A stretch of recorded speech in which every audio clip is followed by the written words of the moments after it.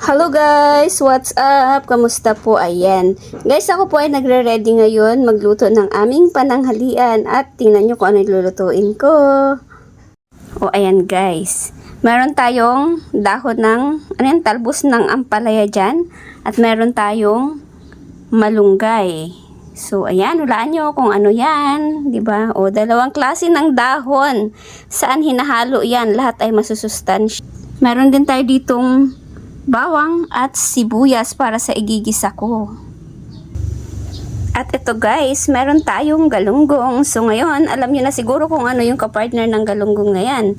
So yan ang ulam natin ngayong tanghalian. So iprito muna natin yan guys habang nagpapakulo tayo ng ating lulutuin na buto-buto.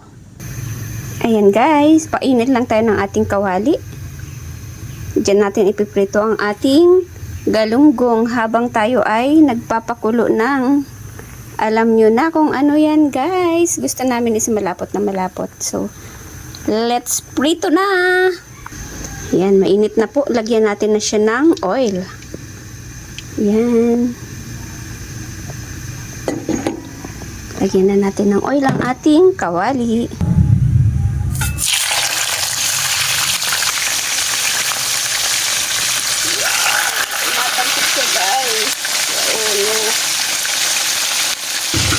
So ayan guys, habang nagpiprito tayo, mag-separate ako ng munggo na konti para sa ulam ni mama.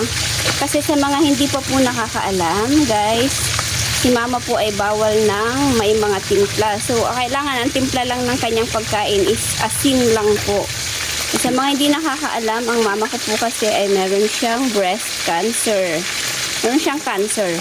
So ngayon, kailangan natin siyang tabihan. At kung napansin nyo po, meron akong dahon ng ampalaya doon. Yung dahon po ng ampalaya is dito ko ilalagay sa ulam niya.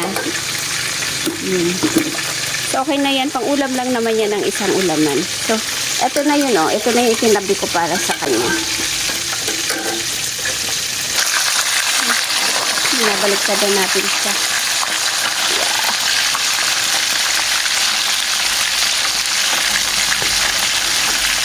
Ay, pahirap. Ayaw magpabaliktad.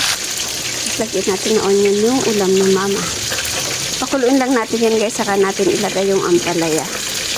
Ito na guys, ang ating dahon ng ampalaya. Ito yung ilalagay natin sa ulam ni mama. Since kulo na yung ulam ni mama, ilagay na natin yung dahon ng ampalaya. Ganun lang po guys yan, palambutin lang yung munggo. Lagyan ng sibuyas lang po. Kamatis pa sana kasi wala akong kamatis. Tapos ayan na po, nilagyan ko lang yan ng asin. Then, konting asin lang. Ayan, nilagay ko si dahon ng ampalaya. Okay na po yan ulam ni mama. So, patayin ko na yung apoy. Ganyan lang po siya ka-easy lutuin yung ulam ni mama. Wala kasi siyang pang ulam. So, hiniwalayan ko na siya ng luto ng munggo. So, ayan, ganyan guys. Then, syempre, ayan, habang naluto ko na yung ulam ni mama, takpan natin yan. At ito, nag-aalboroto na tong aking piniprito.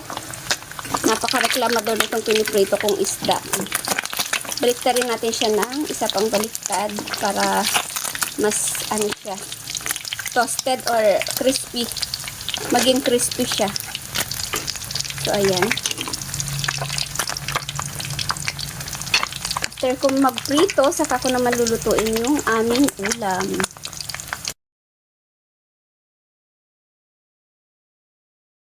So, ayan guys, luto na yung ating galunggong. Hanguin na natin. Kasi may ipiprito pa tayo para sa second batch. Ayan, meron kasi akong 8 pieces na galunggong.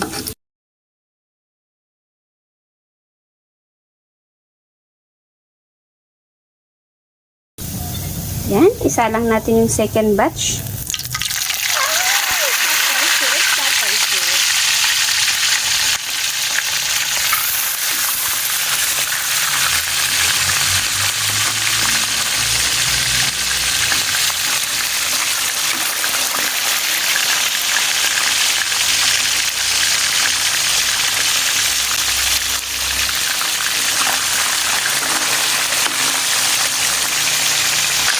Ayan guys, tumatangkit siya. Baliktarin muna natin. Ito yung siya. Pag ako nag-iihaw guys, kailangan baliktad ako sa isda para lutong-luto siya. Tapos, juicy na crispy siya pero medyo juicy ang loob. Ganun po ang secret ko sa pagpiprito. Kaya lang, itong isda hindi naman yata ganun kasariwa. Bagay, asa pa ba ako magkaroon ng isdang sariwa dito? Ayan. Medyo nabulog. So, ayan guys, luto na yung ating pang last na batch ng pinrito. Hanguin na natin. Wow, wala akong stand dito. Tinamad lang kunin sa taas. So, ayan, luto na yung ating prito. Isusunod naman natin guys, is igigisa na natin yung aming ulam. Yung aming gulay, munggo, yung para sa amin ni Nes. Kasi napansin niyo naman, diba, naluto na namin yung kay mama. So, yun, patayin na natin yan. Ayun guys, mainit na yung ating kawali. Lagyan lang natin ng konting mantika para sa paggigisa ng ating munggo. Yan, gisa na tayo. Gisa lang natin ang ating bawang. Hanggang sa mag-golden brown.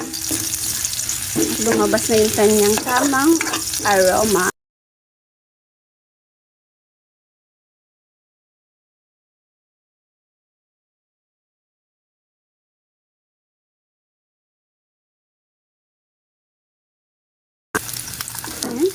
Lagay na rin natin itong ating sibuyas. Yan, sibuyas. Tapos natas lang natin yung mga kaisaw.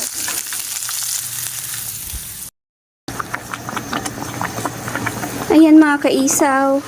Hindi ko na na-videohan kasi ang hirap mag-gisa ng hawak ko ang phone. So ayan, nilagay ko na yung ibang sabaw ng munggo dyan sa ginisa.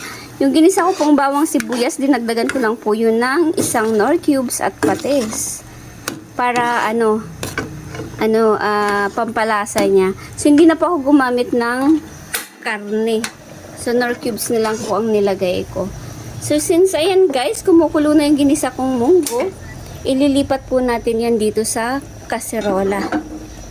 Ayan. Yan, lipat natin siya dyan para mas magandang lutuin. Tapos, pakuluin lang po natin hanggang sa maluto at saka natin ilalagay ang mga iba pang kailangan. Yan, tingnan natin mga kaisaw. Wow, ayan, kulong-kulo na.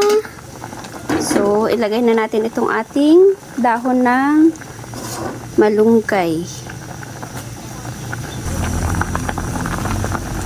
Yan, luto na siya mga kaisaw. Luto na ang ating munggo, diba? Ang sarap nito. With malunggay. Yan, kumukulo.